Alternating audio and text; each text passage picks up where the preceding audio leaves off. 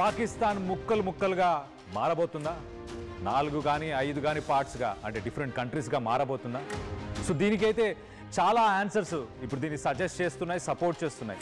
ఇప్పుడు రీసెంట్ టైమ్స్లో మనం చూస్తే మన డిఫెన్స్ మినిస్టర్ రాజ్నాథ్ సింగ్ ఆయన కూడా ఒక స్టేట్మెంట్ ఇచ్చారు.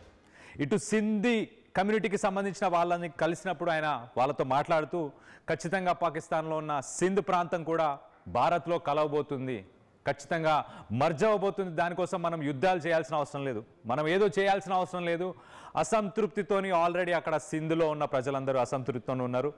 ఖచ్చితంగా వాళ్ళే తిరుగుబాటు చేస్తారు, వచ్చి భారత్లో కలుస్తారు. 1970s నుంచి ఇప్పటిదాకా సింధ్ అంటే ఎక్కువ శాతం హిందూసు, అలాగే సింధీ కమ్యూనిటీకి సంబంధించిన వాళ్ళు వీళ్ళందరూ ఈ సింధ్ ప్రాంతంలో ఉన్నారు. వీళ్ళు మొత్తం మీద ఇండియాలో ఎప్పటికైనా కలుస్తారు, మనం దానికోసం ఏం చేయాల్సిన అవసరం లేదని సెన్సేషనల్ కామెంట్స్ ఇటు రాజ్నాథ్ సింగ్ చేశారు. ఆయన చేసిన ఈ కామెంట్స్ తర్వాత ఇటు పాకిస్తాన్లో కూడా ఒక్కసారిగా ఆ సింధ్ దేశ్ అని ఒక మూమెంట్ గతంలో ఏదైతే 1970sలో స్టార్ట్ అయిందో అది మళ్ళీ రియాక్టివేట్ అయింది ఆయన స్టేట్మెంట్తో. ఒకసారి మన డిఫెన్స్ మినిస్టర్ రాజ్నాథ్ సింగ్ ఆయన ఏం మాట్లాడారో ఒక్కసారి ఆయన మాటల్లోనే వినే ప్రయత్నం చేద్దాం.